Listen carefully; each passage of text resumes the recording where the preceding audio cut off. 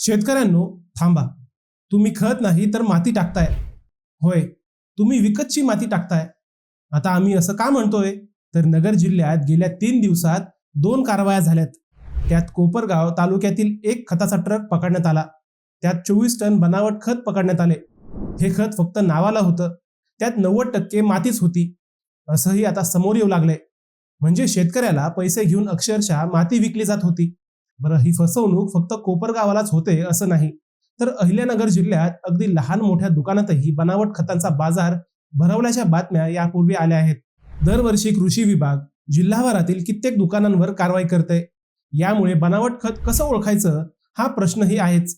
तर आज आपण कोपरगावातील कारवाई व बनावट खत कसं ओळखायचं हेच आपण पाहणार आहोत. नमस्कार, मी अजय आणि आपण पाहत आहात अहिल्यानगर लाईव्ह 24.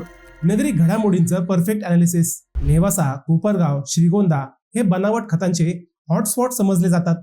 2024 मध्ये नेवाशात बनावट खतांचा कारखानाच कृषी विभागाने उधळून लावला होता.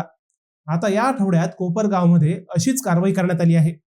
मंगळवारी 17 फेब्रुवारीला रात्री 8:30च्या सुमारास कृषी विभागाला एक टीप मिळाली. MH20DE0999 या क्रमांकाच्या ट्रकमध्ये बनावट खते भरल्याची माहिती कृषी विभागाला देण्यात आली. ही ट्रक संवत्सर परिसरातून वैजापूरच्या दिशेने जाणार होती.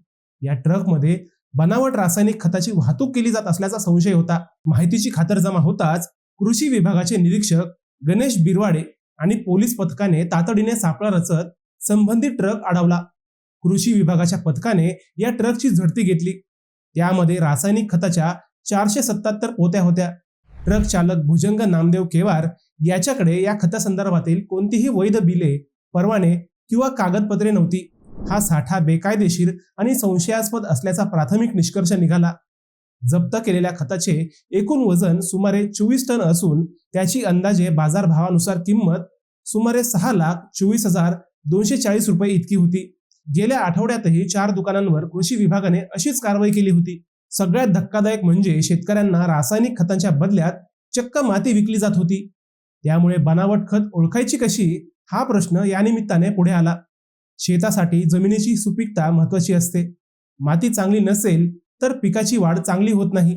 नापीक जमिनीत पोषक तत्वांचा अभाव असते. त्यामुळे जमिनीतील पोषक तत्वांची भरपाई करण्यासाठी खताचा वापर करावा लागतो. पिके सुधारण्यासाठी देशात दरवर्षी लाखो टन खतांचा वापर केला जातो.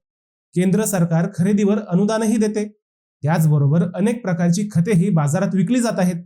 अशा परिस्थितीत कोणते खत खरे आणि कोणते खत खोटे हे ओळखणंही महत्वाचं असतं. अशाच काही ट्रिक्स आम्ही तुम्हाला सांगणार आहोत. युरिया हे देशात सर्वाधिक वापरले जाणारे खत आहे. त्याचे धान्य पांढरे, चमकदार आणि जवळजवळ समान आकाराचे असावे. पाण्यात पूर्णपणे विरघळते. या द्रावणाला स्पर्श केल्यावर थंडावा जाणवतो. तव्यावर गरम केल्यावर ते वितळते. जास्त गरम केले तर कोणतेही अवशेष उरत नाहीत. युरियाची टेस्ट अशा पद्धतीने करता येते. दुसरं महत्वाचं खत आहे पोटॅश. हे पांढऱ्या पट्ट्याने ओळखले जाते. त्याचे मिश्रण मीठ आणि लाल तिखट सारखे असते.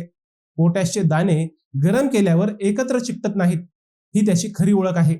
पाण्यात विरघळल्यावर त्याचा लाल भाग पाण्यावर तरंगू लागतो.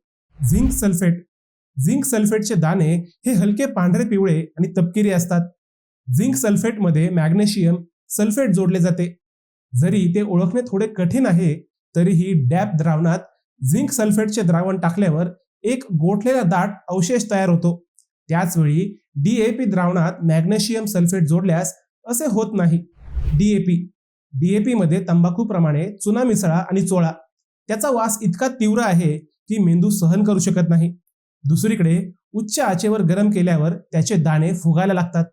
याचे दाणे काहीसे कडक, तपकिरी, काळे आणि बदाम रंगाचे असतात. नखाने खाजवल्यास ते सहज तुटत नाही. त्यानंतर आहे सुपर फॉस्फेट गरम केल्यावर त्याचे ग्रॅन्युअल्स फुगायला लागतात. मग ते बनावट असते. फुगणे नाही तर त्याच्या वास्तवतेची ओळख आहे. याचे कडक दाणे तपकिरी, काळे व बदाम रंगाचे असतात. नखांनीही तो तुटत नाही. मित्रांनो, आपण जे खत वापरतो ते बनावट आहे की ओरिजिनल हे सहज ओळखता येते. खतांची पारख करणे ही आता काळाची गरज बनली आहे. मित्रांनो, तुम्हाला हा विषय कसा वाटला हे आम्हाला कमेंट करून नक्की सांगा. शिवाय व्हिडिओ आवडला असेल तर चॅनलला सबस्क्राईब करून व्हिडिओला लाईक करायला विसरू नका. पुन्हा भेटूयात नव्या विषयावर. तोपर्यंत सप्रेम नमस्कार.